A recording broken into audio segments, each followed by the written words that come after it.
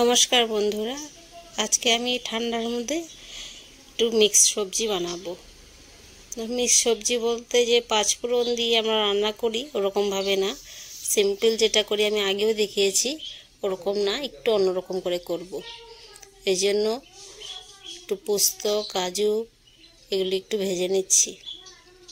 ভেজে নিয়ে এখন একটু পেস্ট করে নিব, সাথে কয়েকটা কাঁচা লঙ্কাও দিয়ে নিব পেস্ট করার সময়। পেস্ট করে এখন বেগুনগুলো হলুদ লবণ দিয়ে একটু বেগুনগুলি ভেজে নিচ্ছি। আর ফুলকপি আলুটা একটু মূলো দিয়েছি, উলকপি দিয়েছি, সেটা আলাদা করে একটু ভেজে নেব। বেগুনগুলো একটু বেশি করে নিয়েছি, কারণ ঝোলে দেওয়ার সাথে সাথে একদম কম হয়ে যায় বলে একটু কয়েকটা বেগুন একটু বেশি করে দিয়েছি। আর ঝোলের মধ্যে বেগুন খেতে অনেকে ভালোবাসে না, কিন্তু আজকে বানাই, দেখি কেমন লাগে। আমার তো খুব ভালো লাগে।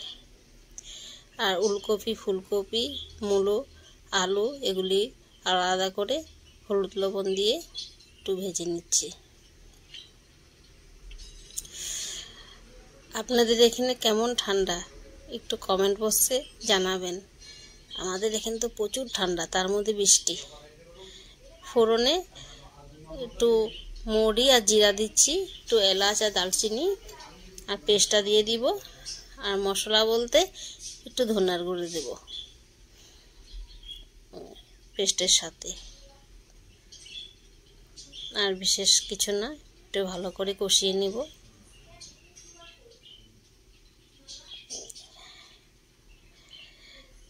নিরামিষ সবজি খেতে অনেক দিন পর ভালো লাগে, রোজ রোজ ভালো লাগে না। কিন্তু আমার হাজব্যান্ডের যদি রোজ একটা নিরামিষ সবজি হয় তা খুব ভালোবাসে। কিন্তু হলুদ লবণ দিয়ে সিম্পল করে বানাই, কিন্তু আজকে ভেবেছি একটু অন্যরকম করে বানাই।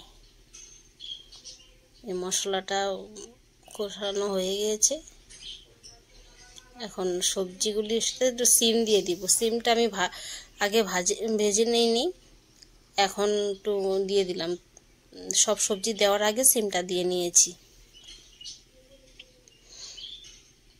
এখন ফুলকপি ভাজাগুলো দিয়ে দিলাম। এখন ভালো করে একটুখানি কষিয়ে নিব।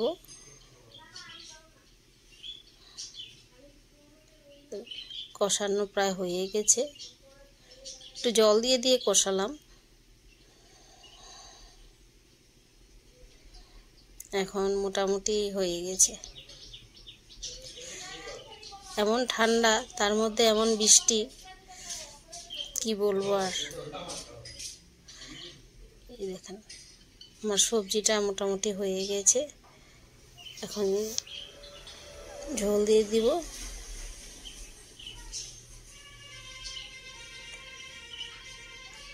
আপনাদের এখানে কি বৃষ্টি হচ্ছে একটু জানাবেন।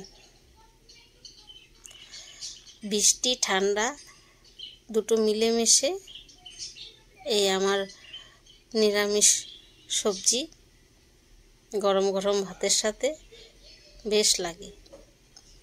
বেগুনটা উপরে দিলাম আর একটু ঘি দিয়ে দিলাম, কারণ আমাদের বাড়িতে ঘিটা খুব প্রিয় সবার, এই জন্য একটু ঘি দিয়ে দিলাম।